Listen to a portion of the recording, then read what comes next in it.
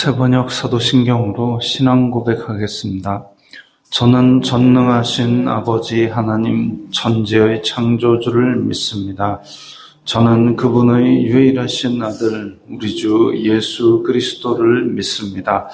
그분은 성령으로 잉태되어 동정녀 마리아에게서 나시고 본디오 빌라도에게 고난을 받아 십자가에 못 박혀 죽으시고 장사된 지 사흘 만에 죽은 자 가운데서 다시 살아나셨으며 하늘에 오르시어 전능하신 아버지 하나님 우편에 앉아 계시다가 거기로부터 살아있는 자와 죽은 자를 심판하러 오십니다.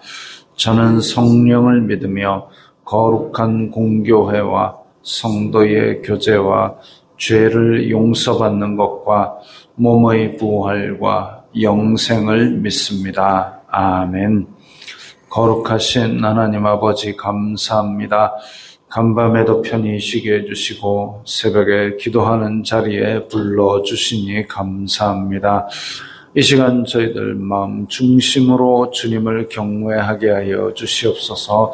예수님 이름으로 기도드리옵나이다. 아멘.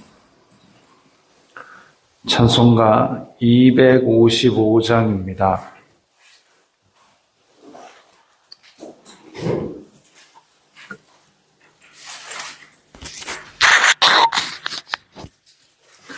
찬송가 255장입니다.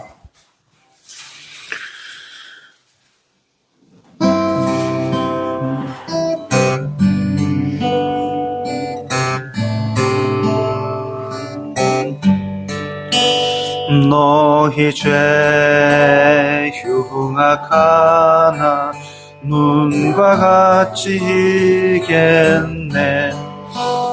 너희 죄 흉악하나 눈과 같이 이겠네.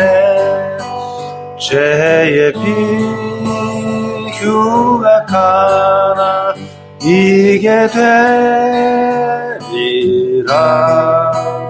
주홍빛 같은 내 죄 주홍빛 같은 내 죄 눈과 같이 이겠네.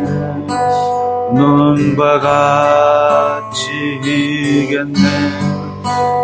악한 죄 벗으라고 주님 너를 부르네. 악한 죄 벗으라고 주님 너를 부르네. 하나님 크신 사랑 한이 없어라. 악한 죄 벗으라고 악한 죄 벗으라고 주님 너를 부르네. 주님 너를 부르네. 너희 죄 사해 주소 기억 아니하시네. 너희 죄 사해 주사 기억 아니하시네. 불쌍한 사람들아 보라 하시네. 너희 죄 사해 주사 너희 죄 사해 주사 기억 아니하시네. 기억 아니하시네. 아멘. 오늘 말씀은 예레미야 13장 1절부터 11절까지의 말씀입니다.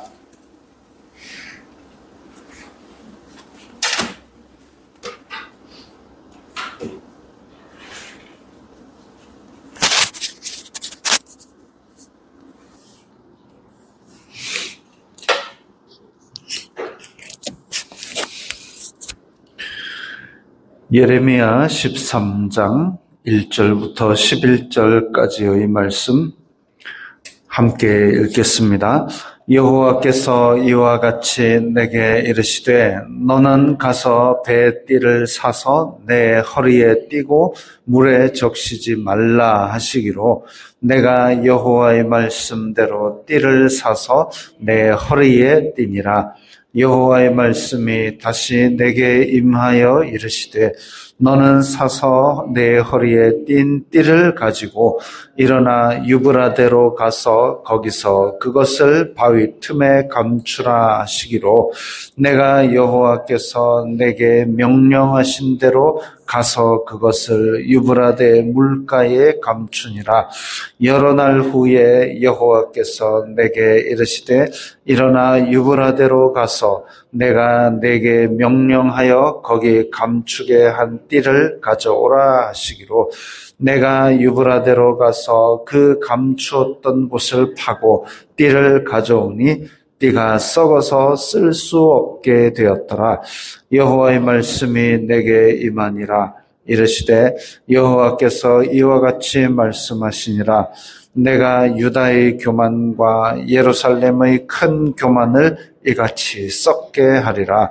이 악한 백성이 내 말 듣기를 거절하고 그 마음의 완악한 대로 행하며 다른 신들을 따라 그를 섬기며 그에게 절하니 그들이 이 띠가 쓸 수 없음 같이 되리라. 여호와의 말씀이니라. 띠가 사람의 허리에 속함 같이 내가 이스라엘 온 집과 유다 온 집으로 내게 속하게 하여 그들로 내 백성이 되게 하며 내 이름과 명예와 영광이 되게 하려 하였으나 그들이 듣지 아니하였느니라. 아멘. 오늘 말씀 가운데서 하나님께서는 예레미야에게 상징적인 행동을 하도록 말씀하십니다. 예레미야도 그렇고 또 에스겔도 그렇고 하나님께서 어떤 행동을 특징적인 행동을 하라고 하셔서 그 행동을 함으로써 지금 상태가 어떤지 비유로 보여주시는 그런 일들이 종종 있습니다. 그랬는데 오늘 이제 허리띠, 배띠가 우리가 일반적인 허리띠라기보다는 뭔가 이렇게 장식할 때 입는, 예를 들면 뭐 제사장이 에봇을 입고 그 위에 띠는 띠같이, 왜 우리 사극 같은 데 보면 신하나 임금이 옷을 입고 그 위에 허리띠를 띠는데 이게 허리띠를 띈 게 아니라 그냥 걸어 놓은 것 같은, 그러니까 상징적인 의미를 가진 그런 띠를 말하는 것으로 보입니다. 그래서 이것은 귀히 여겨야 되는 거죠. 그냥 꽁꽁 묶어가지고 어떻게 밭에 일 나갈 때 꽁 묶어가지고 바지 흘러내리지 않게, 그게 아니라 상징적인 의미를 가졌으니까 귀히 여겨야 되는 띠, 그런 종류의 띠입니다. 그런데 이걸 이제 허리에 띈다는 거는 내가 이것을 귀히 여기고 가까이 두고 친밀히 여기는 그런 관계를 나타내지요. 그리고 물에 적시지 말라. 물에 적시지 말라는 오염되지 않도록 구별하고 거룩하게 이 띠를 대한다라는 의미입니다. 마치 하나님께서 이스라엘 자손들, 유다 백성들을 친밀하게 대하시고 내 자랑으로 삼고 또 오염되지 않도록 거룩하게 보존하시는 그런 은혜를 베푸신 것을 상징하지요. 그런데 이렇게 배띠를 허리에 띠라 그랬는데 이걸 어느 날 유프라테스 강가에 넣어놔라, 파 묻어놔라, 그렇게 명령을 하십니다. 이 유프라테스라고 하면 우리가 바벨론으로 다 잡혀가서 유프라테스 강가에 있는 그 이스라엘 자손들을 생각할 수 있습니다. 그래서 아니 그냥 요단강가에 묻어라도 아니고 왜 저 멀리 있는 유프라테스 강까지 가느냐, 이스라엘 자손들이 교만함으로 말미암아 하나님의 친밀한 관계, 하나님의 자랑이 되는 관계, 그게 아니라 저 멀리에 그야말로 파묻혀버리는 그 포로되는 상황을 보여주고 있는 거죠. 그래가지고 거기다가 파묻고 왔는데, 그런데 하나님께서 다시 야, 너 전에 묻었던 허리띠 그거 한번 파내봐라. 파내보니까 엉망진창이죠. 그렇게 물을 안 묻히고 귀히 여겼는데, 그런데 땅에 묻어놨더니, 강가에 묻어놨더니 이제 습기가 들어가고 곰팡이가 생기고 사가가지고 도저히 쓸 수 없게 그렇게 되었을 겁니다. 그 체육관이나 이런데 이제 선수 출신 있는 사람들이 가면 거기에 뭐 트로피도 있고 메달도 있고 챔피언 벨트도 걸어놓고 뭐 이렇게 합니다. 또 미국의 UFC라고 그 이종 격투기 제일 세계에서 큰 단체가 있는데 거기에 매장에 가면 챔피언 벨트도 판답니다. 그럼 이제 그거 사다가 반짝반짝거리게 닦아놓고 벽에다 걸어놓고 이렇게 하는 거죠. 그 챔피언 벨트가 소중하고 멋지고 반짝반짝하고, 근데 이제 그게 메달이나 챔피언 벨트나 그 금속으로 된 장식이 가만 놔두면 공기를 접하면 이게 광택이 반짝반짝 나는 게 아니라 서서히 광택이 없어지고 나중에 이제 녹이 슬게 되고 이러면 그건 닦아도 녹도 잘 안 지워집니다. 그런 상태가 좀 더 지나면 이제 사가가지고 쓸 수 없고 원래 색깔이 뭔지도 모르게 없어지는 거죠. 그런 상태가 돼가지고 이제 폭삭 썩어가지고 그것을 도저히 허리에 띌 상태가 아닌 것. 왜냐하면 우리 가죽 허리띠도 장마철 한번 지나고 곰팡이가 팍팍 쓸었다. 그러면 그걸 허리띠에 띠면 옷이 상합니다.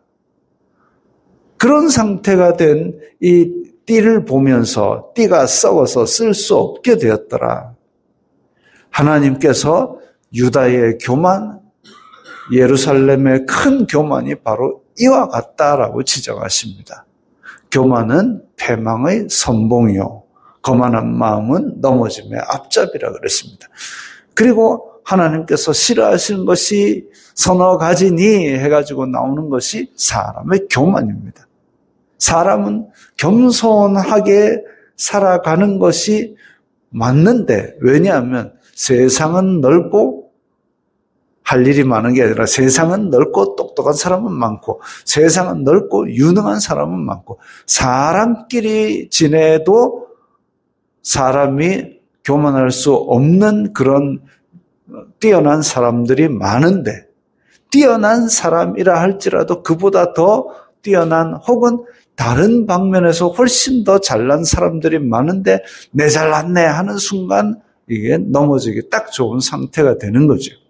사람이 또 교만한 속성 중에 하나가 뭐냐면 딴 사람도 다 내만 할 거야. 내가 이거 안 되는데 누가 되겠노? 이런 생각이 바로 교만입니다. 이런 것들을 가지고 있으니까 하나님이 눈에 안 보이는 거죠. 내가 안 되는데 하나님인들 별 수 있겠나? 이러는 순간 하나님의 이 무한한 능력을 내 소견으로 제한하는 겁니다. 그래서 유다의 교만, 예루살렘의 큰 교만, 유다와 예루살렘은 같은 의미로 쓰인 거죠.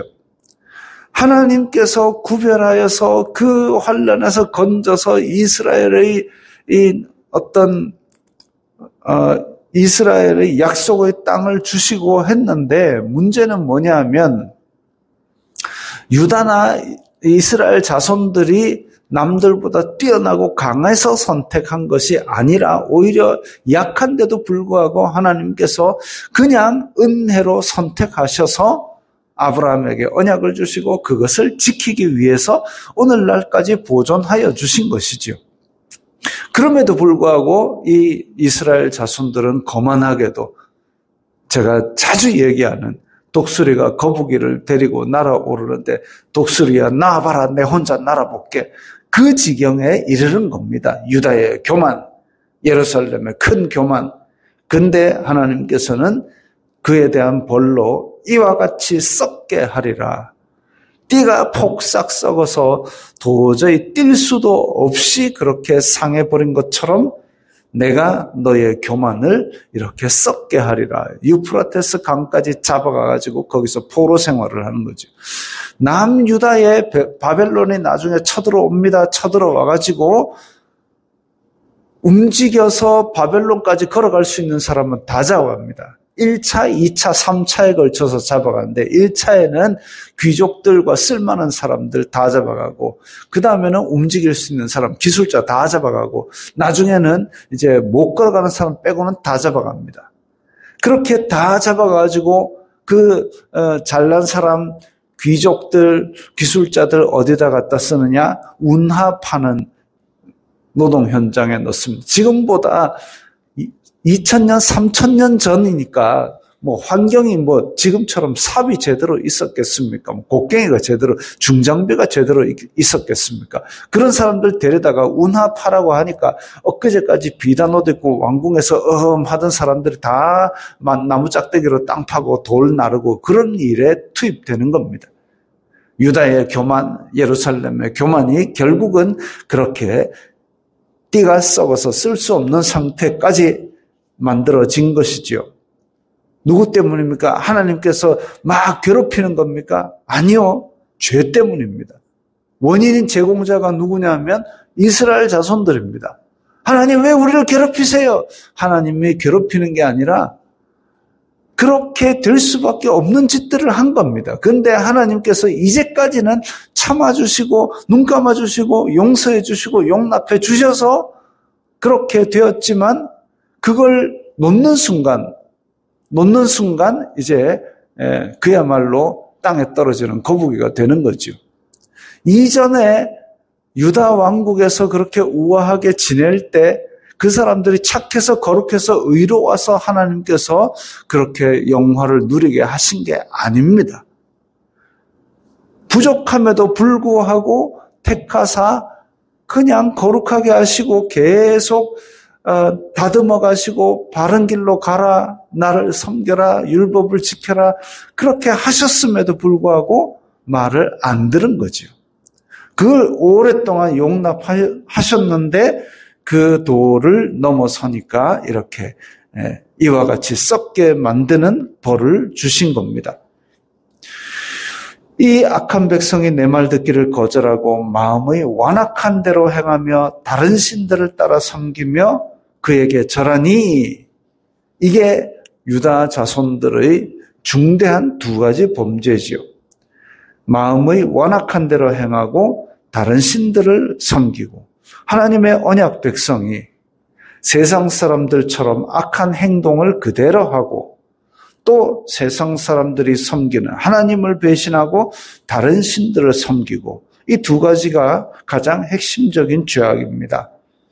하나님께서 이스라엘 자손들에게 약속의 땅을 주시고 땅에 다 나누어져서 그렇게 행복하게 살아라 하셨을 때 하나님만 섬기면 그 외에 모든 걸 걱정하지 않고 복을 받고 행복하게 편안하게 살 수 있는데 그런데 하나님만 섬겨라 그걸 안 하고 다른 걸 섬기고 다른 데 기웃거리고 또 이방 백성들이 죄 짓다가 쫓겨난 걸 알면서도 이방 백성들 하던 그 나쁜 짓들 약자를 압제하고 객과 고아와 과부를 압제하고 돈을 위해서 사악한 일을 행하고 이런 것들을 한 거죠. 탐욕과 악독을 행하고 우상을 섬기고 하나님의 백성이 하나님의 백성으로서의 품위 있는 삶을 살지 아니하고 악한 백성들, 쫓겨난 백성들이 했던 짓을 그대로 하니까 쫓겨나는 백성대로 이 백성도 쫓겨나는 겁니다. 단 하나님의 백성이니까 하나님께서 요구하시는 것보다 그러니까 이방 백성에게 요구하는 것보다 더 귀한 삶을 요구하셨는데 그런데 그것조차도 하지 않았기 때문에 더 무너짐이 심한 거지요. 11절에 여호와의 말씀이니라. 띠가 사람의 허리에 속함같이 이스라엘 온 집과 유다 온 집으로 내게 속하게 하여 그들로 내 백성이 되게 하며 내 이름과 명예와 영광이 되게 하려 하였으나 하나님께서는 대단한 사람들을 택한 것이 아니라 그냥 아주 약하고 미천한 아브라함을 택할 때 아브라함이 탁월하게 거룩한 거 아닙니다. 그냥 딱 찍어가지고 너와 내 아버지 집을 떠나서 내가 지시할 땅으로 가라. 그냥 선택하신 것이죠. 일방적으로. 그런데 그렇게 해서 내가 너를 복을 주고 큰 민족을 이루게 하리라 그렇게 하셨는데도 그들이 듣지 아니하면 결국은 띠가 썩음같이 되는 것이죠. 안타까운 일입니다. 우리가 믿는다는 이름을 가지고 있으면서도 세상 사람들이 하는 것 다 기웃거리고 세상 사람들의 탐욕과 악독을 따라간다면 우리도 썩은 띠와 같이 되는 것입니다. 그것을 믿음의 조상들의 일을 통하여 이렇게 말씀으로 우리에게 보여주셨습니다. 우리는 하나님의 명예와 영광이 되는 사람들입니다. 우리는 하나님께 친밀한 관계 가운데서 거룩하게 보존하심을 받은 사람들입니다. 이 관계 가운데서 두렵고 떨림으로 깨어서 기도함으로 하나님과 친밀한 관계를 유지하면서 하나님께서 주시는 행복하고 거룩한 삶을 누려야 하겠습니다. 기도하겠습니다. 거룩하신 아버지 하나님 감사합니다. 저희들에게 친밀하게 대하여 주시고 저희들을 거룩하게 구별하심을 감사합니다. 이 거룩한 손길 아래서 행복하게 누리며 하나님 아버지께 영광 돌리게 하옵소서. 예수님 이름으로 기도드리옵나이다. 아멘.